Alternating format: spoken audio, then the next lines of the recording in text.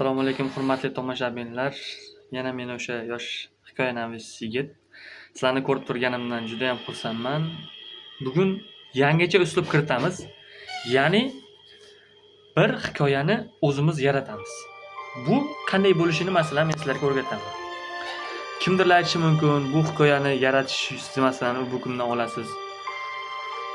Hech narsa, mana sizlarga aytaman, hech narsa tasavvurot olamida yaratilganchalik bo'la olmaydi.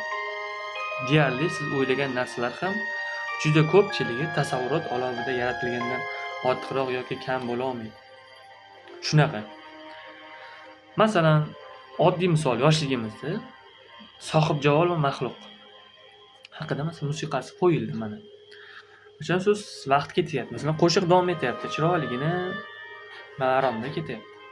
Sizning hayolingizga nima keladi? Hamma oldin bolaligida maxluq va malikani yaxshi ko'rish nimaligini ular deyarli tushunishmagan. Biz yoshligimizda tushunmaganmiz. Hozir uni aksi masalan. U endi masalan balog'at yoshiga yetgandan keyin insonlar tushunadi. Insonni tashqi ko'rinishi, mol davlati, boyligi bu yerga muhim bo'lmaydi. Shuning uchun ham Shahzoda uni yaxshi ko'rib qolgan. Uni qaysarligi bor edi. Qasman. Chunki uni olib kelishganligi uchun. Shunday, uni olib kelganligi uchun uni qaysarligi bor edi. Endi aytishingiz mumkin, bel qaysarli bo'lgani bilan o'qimishli, Shahzoda esa to'pori bo'lgan, muhabbatsiz bo'lgan, shuning uchun sehrlangan Yalmog'iz tomonidan degan fikringiz bo'lishi mumkin. Bu gapingiz ham to'g'ri, lekin nima uchun sehrlangan? Shuni tushunib yetish uchun. Hozirgi kunga kelib o'ylab qarasangiz, kim Shahzoda, kim malika bo'lishidan qat'iy nazar o'rin almashgan taqdirda ham yaxshiga baribir yaxshi uchraydi. Muhabbatda shunisi chiroyli, shunaqa anonsi borki, shunaqa darajasi borki, siz his qildira olmagan taassurotlaringizni beradi sizga. Siz his qila olmagan baxtni beradi deyarli. Masalan, siz o'ylab ko'ring, birinchi oddiy misol. Maktabga borganingizdagi baxt qandayligini masalan eslab ko'ring, birinchi maktabga borganingizda. Bir xil yig'lab borganman, boshqa deydi. Keyin xursand bo'lib borganlaringiz-chi? Oxirgi marta tark etayotganingiz-chi maktabni oddiy. Undagi baxt qanaqa? Birinchi muhabbatingizni uchratganingizdagi baxt qanday? Birinchi marta sevib qolganingizdagi baxt qanaqa edi? Birinchi marta. Uni tasvirlab bera olasizmi menga? Kimdirlar aytadi, mana men sizga oddiy masalan o'zimnikini tasvirlab beradigan bo'lsam, endi misol tariqasida aytaman. Uyqu bu boshqa planetadagi. Meni tasavvurot olamimdagi sevgi, ya'ni sevgi haqidagi meni tasavvurot olamimdagi tuyg'ular juda baland. Nisbatan baland deb o'ylayman. Chunki inson tasavvurot olamiga kirib boravergani sari u chuqurlashaveradi. Ya'ni sevib boraveradi, muhabbatga o'zini oshna qilib boraveradi. Axir u tomonidan ham sizga shunaqa vaqt ajratilsa, qanday bo'ladi? Masalan, telefon qilaman, masalan, oddiy masalan sizga yozaman deb yozmasa, jahlingiz chiqadi. Nimaga? Kutasiz. Birinchi kutasiz. Darrov telefon qilmadi deb 1 soatdan telefon qilib, "Voy, telefon qilmadi, yozmadim." Bo'ldi deb unaqa kutasiz. Soatlab kutasiz, oxiri yozasiz. Nimaga telefon qilmayapsiz? Nimaga? Javobga shunaqa ishim chiqib qoldi desa, xo'p deb xursand. Hamma aytadi, "Yo'q, baqirib, yo'q." Yaxshi ko'rgan odam bo'pti deb ishonib qo'ya qoladi. O'ylamanglar, u aytaveradi, "Biza shunaqa deganmiz, biza va ushbu kutash hech qanaqa bo'lmaydi. Qizlar ham deyarli ko'tarmadingiz deb hozir mixla hozir shunaqa bo'lib qolgan ko'pchilik. Eshitmi? Qizlar ham masalan bolalarga qo'yib, "Nima ko'tarmayapsiz?" deyishi mumkin. Chunki ular xato o'ylaydi-da. Mendan shu masalaga bir to'xtab o'tib ketaman, keyin asarni davom ettiramiz. Yangi asar yaratishga harakat qilamiz. Ko'p davomli bo'ladi. Kimga yoqadigan bo'lsa, uni davom ettirishga harakat qilamiz. Fikrlaringiz asar qanaqa asar yaratishimiz haqida. Bir xil aytishim mumkin muhabbat to'g'risida, bir xil aytishim mumkin ota-ona to'g'risida, bir xil aytishim mumkin jang to'g'risida, bir detektiv asar yoki boshqa yo'nalishlarda, sport yo'nalishida asar yarating deb aytishim mumkin. Mayli, yaratamiz, harakat qilamiz. Faqat sizlardan maksimalni poddeshka kutaman. Musiqani qo'yib qo'yganim sababi shunchaki bugun yoqib qoldi menga. Mavzuni ham shunga bog'lab keta qoldim sekingina. Men Podpischiklarim ko'p, masalan, obunachilarim ko'paygani sari yangidan yangi videolar chiqarishga inson harakat qiladi. Yangidan yangi video chiqarishga inson harakat qiladi. Nega desangiz, nega degan taqdirda aytadigan bo'lsangiz, chunki sizni harakat qilayotganingizni qolganlar ko'rib, sizga obuna bo'lsa, siz xursand bo'lasiz. Siz harakat qilgingiz keladi, yana yangi video chiqargingiz keladi. Kamroq bo'lsa yo'q, lekin to'g'ri, ko'proq harakat chiqaramiz, video chiqarishga harakat qilamiz. Endi buni o'zini yozishi ham o'zi bo'lmaydi-da. O'ylab ko'rsanglar, yozishsa ham o'zi bo'lmaydi. Videoni, oddiy video, masalan, olayotganman, xira bo'lib qolishi mumkin ba'zi paytlar. Videolaringiz masalan, xira chiqib qolishi mumkin. Telefon ekrani o'chayotganda tuyulaverishi mumkin sizga. Mayli, mavzuga qaytamiz. Shu muhabbat to'g'risida o'tdik.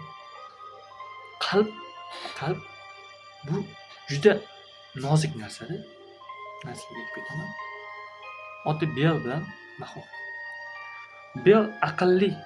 Shuning uchun ayol kishini farosatli, aqlli deganda normal. U juda aqlli emas deb o'yladi. Juda aqlli deb o'ylamasdi bu qiz. Masalan, farosatli, lekin juda farosatli qiz deb o'yladi.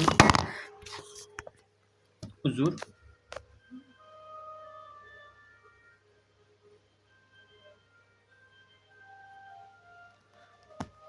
Juda farosatli qiz deb aytsangiz bo'ladi.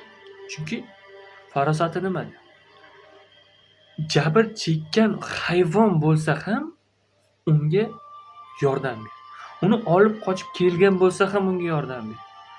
Garov evaziga otasini qo'yib yuborgan bo'lsa ham unga yordam ber. Chunki unda insoniylik hissi bor edi. Hozir ba'zilarda bu narsa yo'q. Hayotga real qarang deyishingiz mumkin. Real qaramaganda nega insonlar tasavvurot olamida yashay olmaydi? Nega siz tasavvurot olamida yashay olmaysiz? Nega? Yo'q, tasavvurot olamida sizga to'g'ri kelmasligi mumkin. Nega to'g'ri kelmaydi? To'g'ri keladi. O'ylab ko'ring. Bitta siz faraz qiling, siz maxluqning o'rnida bo'lganingizni nima qilasiz? U kechdi, masalan, hamma narsasi kechdi. Hatto maxluqqa aylandi, saroyda hech narsa qolmadi. Lekin u belda nimani ko'rdi? Sizga savol masalan. Chin insoniylikni ko'rdi. Birinchi o'rinda rahmdillikni ko'rdi. Ko'rgandan keyin unga qo'rs muomala qilishni to'xtatdi. Vaqt o'tib u kitob o'qishni yaxshi ko'radi. Shu joyga to'xtab ketadi. Yana qo'shaman. Kitob o'qishni yaxshi ko'radi. Juda ham yaxshi ko'radi. Shuncha kutubxonani berdi. Katta xursand, dunyo boyligini berganday bo'ldi.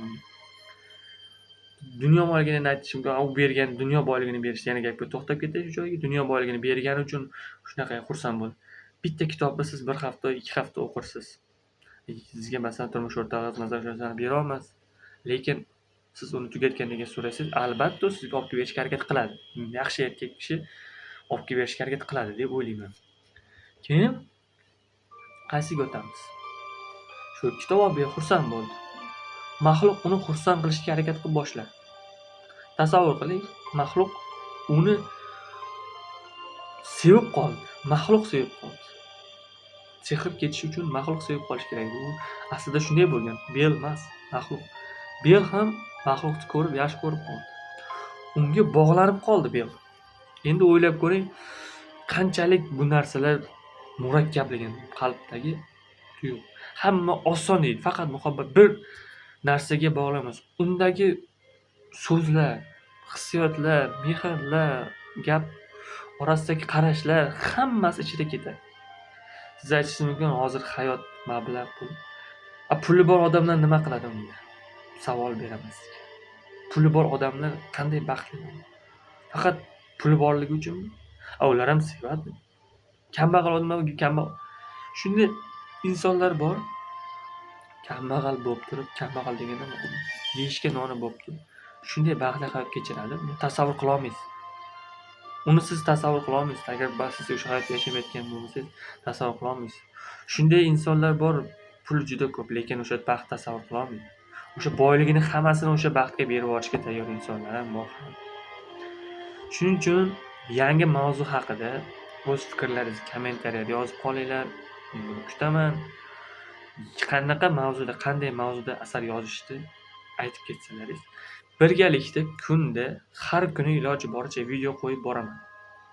Videoni kuzatib obunachilarimiz soni 50 tadan oshsa, live yana bersak, videoga o'sha aytib kun jonli efirda video aytiladi. Jonli efirda. Boshqacha bo'ladi. Masalan, kitob o'qiganingizdan ko'ra birov sizga aytib bergani juda boshqacha tuyuladi. Shuni bilib qo'ying.